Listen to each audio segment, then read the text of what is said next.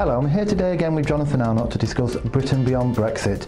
This is the third of our series, and what we're going to do is talk about deprivation and EU funding.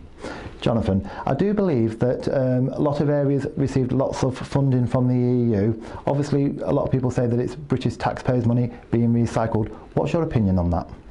Well, yeah, it is British taxpayers' money that's coming back to the UK, and UKIP has always said, and quite rightly so, that where money does come back and is given to our regions, to our deprived areas, whether it's through the Regional Development Fund or the Social Fund, this is money which should go to those communities.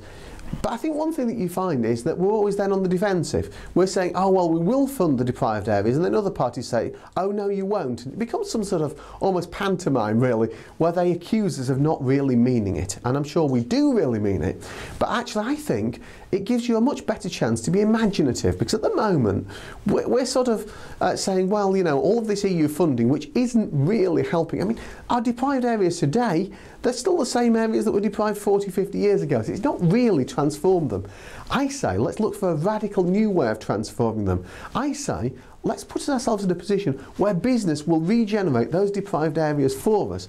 And the way of doing that, with appropriate checks and balances that's described in my booklet, I want to say, let's have a cut in VAT, or what would be a purchase sales tax, specifically within our deprived areas to make them more competitive. So then if a business, you know, if you're looking to set up a new shopping centre, you're going to set it up in the deprived areas. Those are the areas where people don't have jobs that they can go to. At the moment, they're huge unemployment areas, but suddenly you create lots and lots of jobs there. And of course, it's the poorest people who would find that their shopping would be that little bit cheaper. So you have to do everything that you can to really bring it all together, to have a policy that's integrated, and as long as it's done sensibly, and as long as you spot the pitfalls in advance, like, I mean, you have to have limits on these things, you have to have limits with regard to distance selling, and the last thing that anybody would want to do is to turn our deprived areas into tax havens. But what you really can do is do something that makes a direct impact and that actually encourages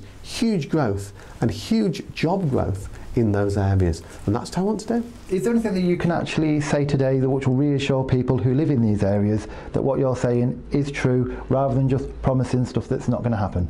Well, I mean, I'm talking here, this is my personal vision. You know, Britain beyond Brexit, what I want to see the party adopt as well. So I mean, I can't promise it's going to actually happen, but I can promise that this is what I stand for, not least because it's what I'm saying, it's not what the party is saying. This is what I'm saying we should be talking about, we should be doing.